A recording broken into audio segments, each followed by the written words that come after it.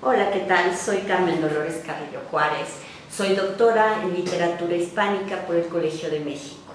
En general he estado interesada muchísimo en lo que es la literatura mexicana, pero no solo en esa. Me interesa muchísimo ponerla en conexión con una serie de autores y verla desde sus posibilidades universales. Es decir, realmente lo que me interesa es la literatura y cómo autores mexicanos se relacionan con autores de otras nacionalidades, con otras tradiciones, fundamentalmente con otras tradiciones literarias. Esas tradiciones literarias enriquecen a nuestra propia literatura y entonces en el fondo es un diálogo muy interesante que se realiza en los textos. Allí es donde a mí me ha interesado muchísimo estar explorando. He explorado fundamentalmente a partir de José Emilio Pacheco. ¿Y por qué? Él, no solo por su poesía, sino también porque en sus textos él es lo que está realizando, vinculándose una y otra vez con diferentes tradiciones. Entonces, allí me ha interesado, a partir de preguntas que me voy realizando, ir explorando, ir analizando, investigando, conectando con diferentes literaturas. En especial me ha interesado, por ejemplo, en los últimos años, vincularlo con la literatura japonesa, con la literatura polaca, con la literatura inglesa en estos momentos. Esto me ha permitido entonces de repente enfocarme en investigar cómo se da la poesía en esos ámbitos y luego comparar con lo que hace José Emilio y permitir observar el diálogo. A este diálogo muchos le han llamado intertextualidad, ¿no? Pero luego parece que como que el término intertextualidad lo sienten tan cotidiano que luego no se dan cuenta de todas las implicaciones que esto puede tener. La intertextualidad literaria es maravillosa porque entonces a veces, entonces no solamente eso es que resalten ciertos nombres, sino que más allá de los nombres, más allá de los autores en concreto y de los más destacados, se está poniendo en relación unas literaturas con otras, formas de expresión, formas de entender un género, formas de manejar la metáfora, formas de manejar el ritmo, y entonces unos autores copian a otros, pero no en el sentido peyorativo de la copia, sino en el sentido de la imitación, de pasar por experiencia, de en todo caso, como diría Basho, este haikuista clásico, de seguir las huellas de los otros. No es por pisar idéntico, no es por engañar al público actual o al lector actual, sino se trata de seguir, de explorar el idioma, de explorar los géneros, de explorar los temas desde ciertos, siguiendo a los autores que reconocidamente lo han hecho muy bien, ¿no? Pero luego a veces hay autores que a lo mejor no son tan destacados y no obstante lo han hecho muy bien. Y entonces es releerlos y de repente actualizarlos. Y como siempre en la literatura, el chiste está en volver a leer y en darle vida, por ejemplo en el caso de la poesía, en darle vida a partir de volverla a leer y entender qué se dice, qué se busca, qué hay allí. Bueno, el haiku es una forma poética interesantísima que de hecho comenzó en China y formaba parte de una forma poética que tenía dos partes. Y una de esas partes después se separó, que es la que conocemos como haiku. Y esta forma poética al principio era como un poco jocosa o un poco de ingenio. Cuando se separa y a partir de Basho, este monje budista importantísimo, que él cuando va a empezar a escribirlo y a traer esta forma poética que consta de 17 sílabas y en la que lo que hay es fundamentalmente una imagen. Él empieza a explorar y entonces le va a agregar un elemento que antes no tenía el haiku, que es el satori. El Satori es este momento es esta idea de hay que meditar para que venga el momento de la iluminación. Él va a escribir una suerte de diario que Octavio Paz tradujo como Sendas de Oku, un estupendo trabajo que hay que leer siempre. Y entonces él escribía qué era lo que iba pasando conforme él iba caminando en las montañas y de repente escribía un haiku. Ese haiku, pues, tiene estos elementos que al él incluirle la imagen que nos viene a la mente es en la que hay que pensar para descubrir qué nos quiso decir. Para alguien que le puede gustar solo los poemas extensos y narrativos, pues un haiku le parece como que lo deja frío, como que no le dice nada, porque precisamente por ser tan breve, es como, bueno, ¿y esa imagen qué? Explicaba Octavio Paz que lo que pasa fundamentalmente con el haiku es que hay que descubrir cómo hay un tiempo eterno o un algo que está pasando, que permanece allí y de repente ocurre algo que hace que venga este momento de Satori. Todo está tranquilo y de repente sucede algo. El haiku clásico, como tal, es muy complejo para nosotros, para los que no somos japoneses, porque tiene un elemento que le llaman kigo. El kigo es una palabra estacional. Ya nada más con que se mencione, por ejemplo, murciélago, sabe inmediatamente el lector japonés que están hablándoles del invierno. Nosotros no tenemos esto, no hacemos esa asociación. Sin embargo, eso no significa que esta forma poética no pueda ser usada en otros lados. Evidentemente que sí, evidentemente también que se han hecho traducciones. El haiku también tiene otro aspecto que lo hace como muy difícil de conjugar, es que se esconde el sujeto. El sujeto está escondido atrás de la naturaleza y estas son codificaciones culturales que complican la traducción de un haiku. Pero como siempre, la maravillosa posibilidad de traducir hace que nos quedemos con algo. Si bien eso a lo mejor no lo captamos, pero podría ser que con una nota explicativa a pie de página nos los dijeran y lo quedáramos. Esta forma poética entonces se vuelve muy interesante. Insisto en esto de la imagen porque la poesía occidental trabaja más con la metáfora.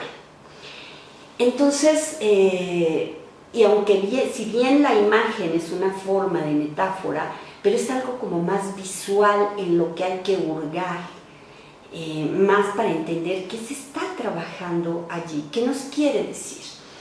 El haiku entonces se vuelve a partir de Basho, siglo XVII, pensemos para ubicarnos, estamos hablando del mismo siglo que Sor Juana.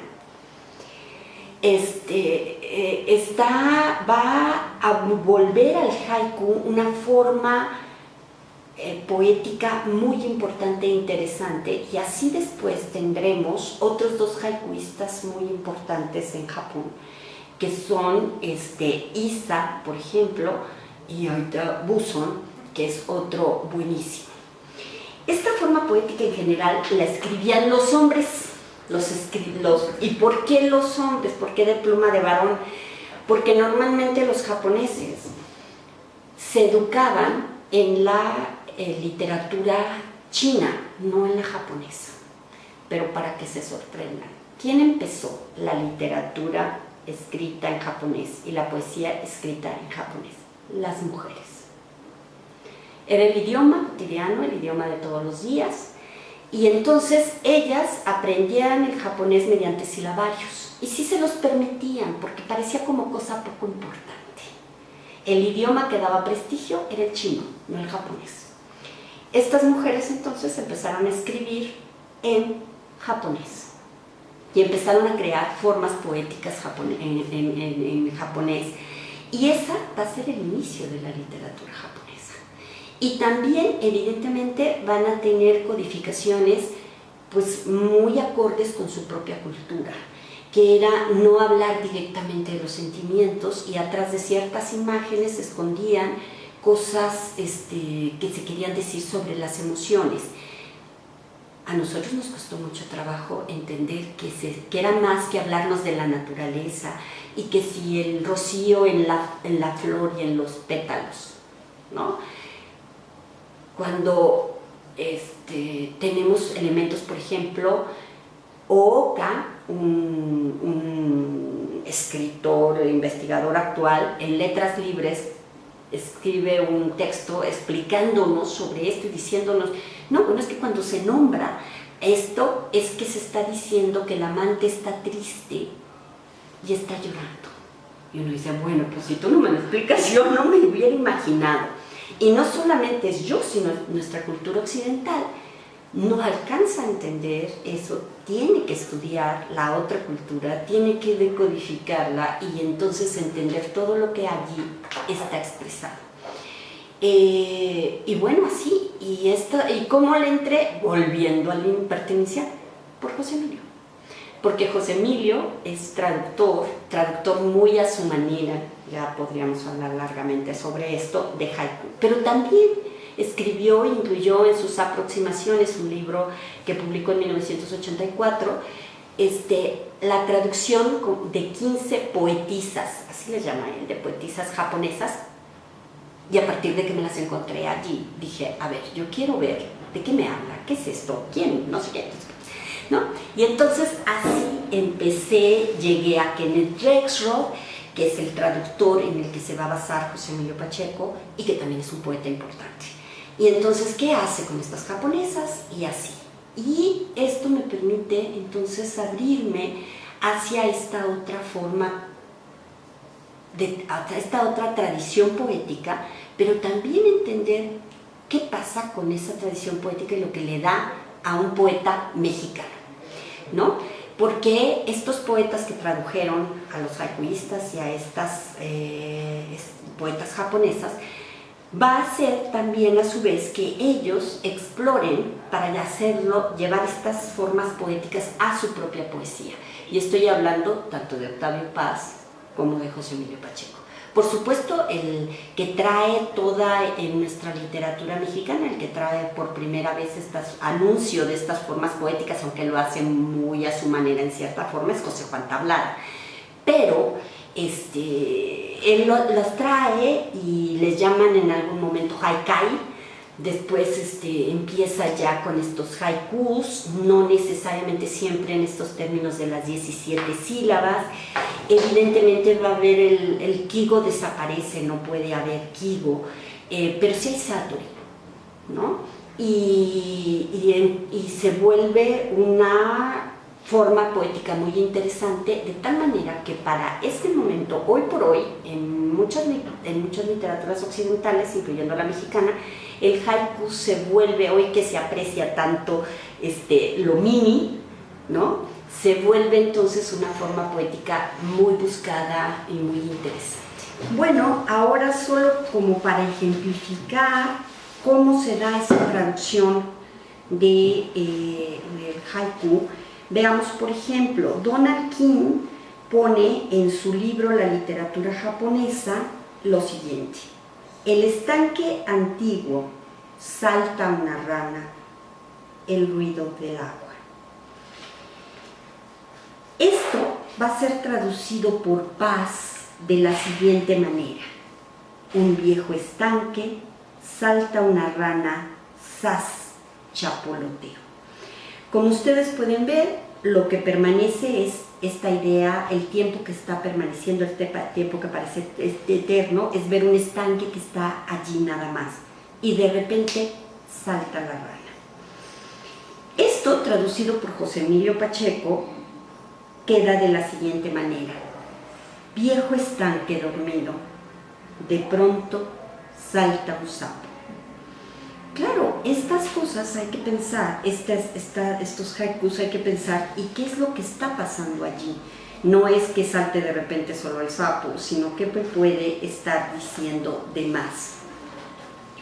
Esta forma poética, que después va a ser también usada por José Emilio Pacheco en uno de los poemas que me encantan, que se llama Astillas, y se llama Astillas porque está conformado por haikus, y aparece en El silencio de la luna, uno de sus grandes poemarios de los años 90. Les leo este. Él sí va a utilizar un título, y va a poner un título porque esto ayuda también y facilita la brevedad de la obra, y entonces hace que el lector, permite que el lector pueda poner en relación el título con lo que se está diciendo. Posmodernidad, la supercarretera hacia la nada, a la orilla el cementerio de automóviles. Es una imagen, pero a mí me parece una de las imágenes poderosísimas de este correr que tenemos en la actualidad y que hacia dónde nos está llevando y conduciendo. No hay Kigo, insisto, pero sí hay un Satori. Hay esta finalidad de que notemos y que nos cuestionemos, que esta es la finalidad de un haiku bien hecho. Ahora también tenemos haikus eróticos, por ejemplo, Alberto Ruiz Sánchez en Los jardines secretos de Mogador tiene una parte que está constituida, una parte de la novela que está constituida por 9 haikus, ¿no? Y lo intercala en su novela. Entonces, bueno, los autores actuales están muy interesados en esta forma poética. Ya veremos a dónde nos lleva. Bien, esta forma poética puede dar a los poetas actuales el beneficio de intentar condensar lo que quieren expresar.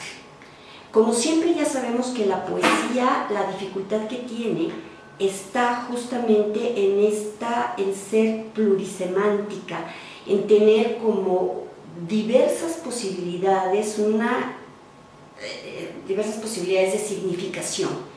Y allí es donde los escritores, en este caso y en específico los poetas, tienen y pueden hacer un ejercicio de escritura que les facilite esta concentración, que les facilite y se tomen en serio este ejercicio poético. Y digo en serio porque no se trata de imágenes que de inmediato lleven a una y apunten a solo una significación, sino que puedan, dependiendo de los distintos lectores, pues dar como diferentes lecturas. Esto es complicadísimo, estamos hablando de una forma muy breve que tendría que dar como todos estos registros. De hecho, si ustedes se ponen a leer un libro de haikus, seguro se quedarán solo con uno que otro. Seguro preferirán uno que otro y otros no les parecerán tan buenos. Pero hay algunos que tienen esta capacidad de concentrar. Y como siempre es en la poesía, los poetas terminamos acordándonos de ciertos poemas que son los que hicieron geniales. Riesgos. Yo no sé si haya riesgos. Bueno, el riesgo de no hacerlo bien, claro. Pero puede dar, puede propiciar que los poetas se ejerciten hasta lograr esto de una manera, hasta lograr hacer haikus o lograr hacer imágenes poderosas que lleven a que detonen significaciones distintas en los lectores. Creo que es importante leer a Basho, que está pues al inicio de esta tradición y del haiku como lo conocemos actualmente. Sendas de Oku me parece que es fundamental leerlo y quizá leer otras posibles traducciones, pero allí lo hace muy bien Octavio Paz, apoyado en un traductor japonés que es Eikishi Hayashida. También me parece muy importante leer las propias traducciones de Octavio Paz, que tiene por separado en versiones y diversiones, Las traducciones que hizo José Emilio Pacheco, que tenemos en aproximaciones, hay un libro que ya es inconseguible, de hecho yo solo lo conseguí porque me permitieron fotocopiarlo, que es ay, se me fue el nombre, pero ya no es conseguible, donde él hace, todo un libro dedicado a la traducción de haikus. Me parece muy importante leer a Donald King, está en Fondo de Cultura Económica sobre literatura japonesa y tiene un libro, bueno, son como varios tomos, donde él hace una investigación bastante profunda sobre en qué consistía en especial el haiku. Para quien está interesado en sensibilizarse más frente a la forma poética, me parece que hay que leer a los haikuistas clásicos, porque a partir de allí entonces se puede notar en poetas que están jugando un poco más con la forma haiku, qué hacen allí, que se gana y que se pierde también incluso, ¿no? Que se está perdiendo del haiku, pero que a lo mejor se está ganando en otro sentido. No basta que sea breve y ponerlo en 3 versos para que eso sea haiku. Sí es complicado en español que quede la forma en 17 sílabas, 575. A veces no lo logran, pero no obstante esa formalidad a lo mejor es lo menos. Lo que importa es que sí se crucen este tiempo que parece eterno con algo que de repente sucede y que entonces hace que nos demos cuenta de algo o que podamos captar un algo. Esta es la parte que me parece que no debe perderse de la forma haiku. Bueno, algunos de los textos de los que estoy más orgullosa es el libro dedicado a José Emilio Pacheco, a su poesía que se llama El mar de la noche. De hecho así se titula porque él me pidió que así se llamara, y donde hablo sobre la intertextualidad y la apropiación que él hace, ¿no? Lo reviso tanto en la tradición bíblica, en las traducciones que hace en su relación con el epigrama y el haiku, lo reviso en relación con otras tradiciones. En este otro libro, aquí aparece solamente uno de mis trabajos que es en el que yo revisé este trabajo que él llevó a cabo con la tradición de las poetisas japonesas. No solamente escribo sobre José Emilio, y aunque en poesía José Emilio me da para mucho, ¿no? He publicado en Polonia sobre la relación que él estableció con Miłosz, o como nosotros le decimos en español, Milosz, Miłosz y José Emilio Pacheco. He publicado también en Francia, pero sobre todo en Francia ha sido la relación con narrativa, la narrativa de Cristina Rivera Garza, la narrativa de Eduardo Antonio Parra, y el libro que estoy por recibir, que es importante, bueno, ahí aparece la foto, con Eduardo Velatín, con Mario Velatín, ¿no? Mario Velatín, un extraordinario escritor, siempre explorando formas narrativas, y de hecho ese libro saldrá publicado por la Universidad de Poitiers, la Universidad Benemérita de Puebla, la Universidad de Río de la Plata, ¿no? Y ahí publicaré yo, pero todavía no tengo el libro en la mano. Y la otra que ahora me ha dado como el orgullo, pero esto es apenas algo que está iniciando, que es la revista Diseminaciones, una revista dedicada a artículos sobre humanidades y ciencias sociales. Esta revista tiene todas las características necesarias ya para que empezando el año siguiente nos podamos indexar en cielo. Tengo el gusto de ser la directora de la revista, pero está evidentemente, yo solamente soy una cara de todo el equipo que está atrás de este trabajo. Este propio número tiene 13 artículos y casi todos son de otras universidades nacionales e internacionales. La Universidad, por ejemplo, de Sao Paulo, universidades de distintas índoles. El único que tenemos aquí es de uno de nosotros, de mis colegas de la Facultad de Lenguas y Letras, es solamente uno, porque este fundamentalmente tiene el afán de volverse un espacio de diálogo entre los investigadores. Estamos ya ahorita ya formando el número 2 y está por salir, de tal manera que esta tiene la idea de ser una revista totalmente universitaria de creación de conocimiento y de diálogo.